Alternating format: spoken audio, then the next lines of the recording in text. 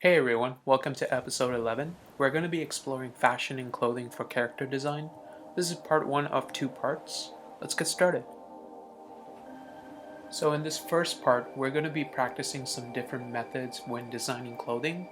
We're going to be using a mix of shapes and lines to achieve a variety of results, but making sure that we keep it loose and flowing for this first part. So here you can see that I'm starting out by drawing the base of the human body and establishing proportions. The reason why I'm doing this in the beginning is so that I can understand how the forms of the clothing is going to wrap itself around the body. If you are drawing this by hand and not using Photoshop, I suggest drawing lightly with a pencil to sketch the overall body in case you make a mistake or want to change it up in the future. Keep in mind that you don't have to be detailed in this stage. Keep the body shapes of the figure simple and show enough information that will help you when designing further on. Since our focus is on clothing, I chose to use a front-facing figure. This way the clothing that she will be wearing will be clear and at the forefront. I'm also being mindful of the posing of the figure. Refer to my episode on posing, but essentially, we want to not only make the clothing interesting, but also the person wearing it to be interesting as well. In this case, I'm trying not to make the figure static and symmetrical, and shifting the weight of the figure to one end. I will be applying the similar thought process to the other figures in this episode. Once your base figure is set up, it's time to start exploring clothing design by utilizing lines and shapes.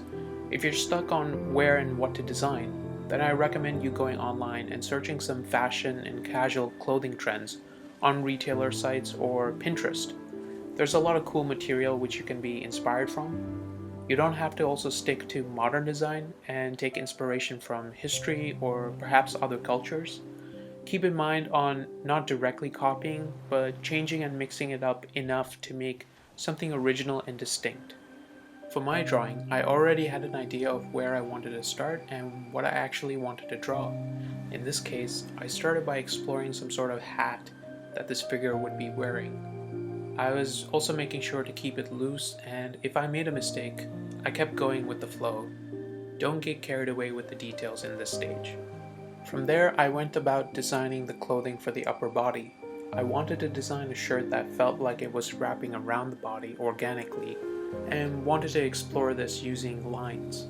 For the middle section of the body, I tightened up the lines to get a different effect, as if the cloth was crunching and tightening in on each other, which you would find in some modern day sweaters.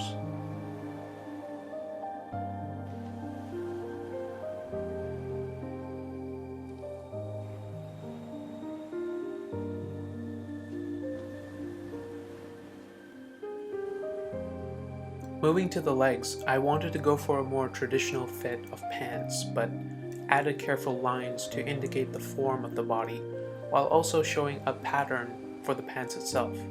After this, I went about adding things like footwear, jewelry, hair, and much more. I do the same process for the rest of the figures. Pay attention to how I treat each drawing and just the process of it all.